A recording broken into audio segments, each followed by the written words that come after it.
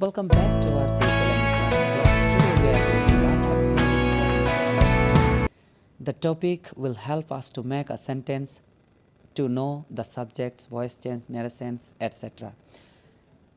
যে টপিকটা আমরা পড়ছি সেটা হচ্ছে নাউন। নাউন মানে হচ্ছে বিশেষ্য পদ।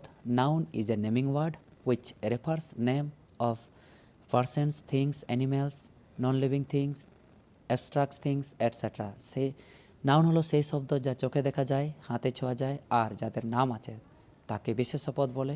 ফর এক্সাম্পল হিসাবে বলতে পারি man, tree, year, Ram, Shyam, Jadu, মুজদু, হোয়াট এভার। তো নাউনকে প্রথমত দুই ভাগে ভাগ করি, একটা হচ্ছে কাউন্টেবল নাউন আর একটা হচ্ছে আনকাউন্টেবল নাউন। কাউন্টেবল মানে হচ্ছে গণ্যবাচক বিশেষ্য পদ আর আনকাউন্টেবল নাউন মানে হচ্ছে অগণ্যবাচক বিশেষ্য।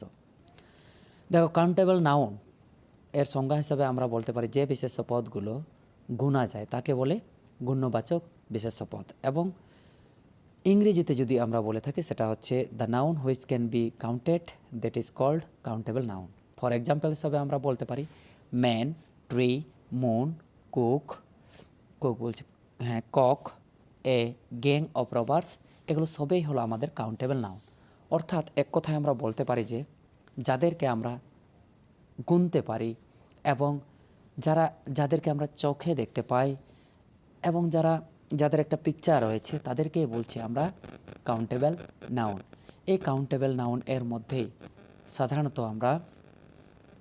সাধারণত আমরা আর্টিকেল ব্যবহার করে থাকি। আর্টিকেল এ এন দা, এই যে তিনটা আর্টিকেল রয়েছে, এই তিনটা আর্টিকেল আমরা ব্যবহার করে থাকি এই কাউন্টেবল নাউনের আগে।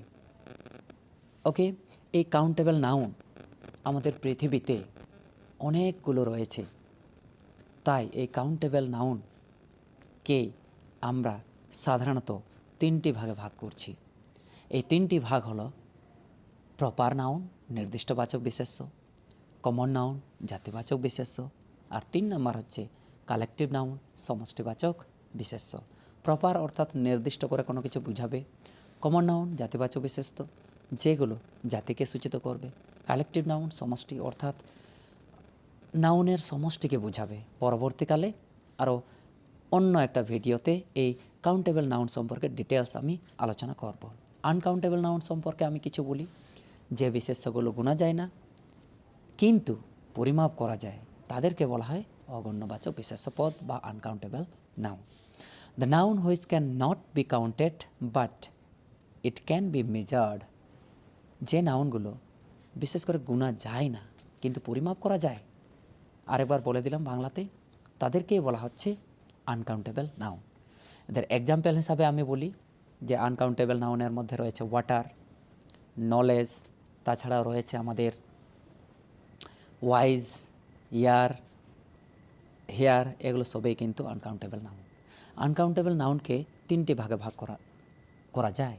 নাম্বার 1 হলো ম্যাটেরিয়াল নাউন, বস্তুবাচক বিশেষ্য, অ্যাবস্ট্রাক্ট নাউন, অদৃশ্যবাচক বিশেষ্য। 3 নম্বর হচ্ছে কাউন্টলেস নাউন, গণ্যহীন বিশেষ্য।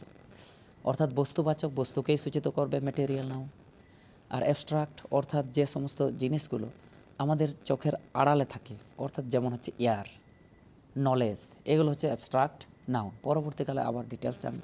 কাউন্টলেস নাউন যেগুলো গুণা গেলেও কিন্তু গুনার দরকার হয় না, সেগুলোই হচ্ছে আমাদের কাউন্টলেস নাউন। পরবর্তীকালে আমরা আবার ডিটেলস জানব। শেষ পর্যন্ত দেখার জন্য অনেক অনেক ধন্যবাদ। Thank you all, thanks a lot.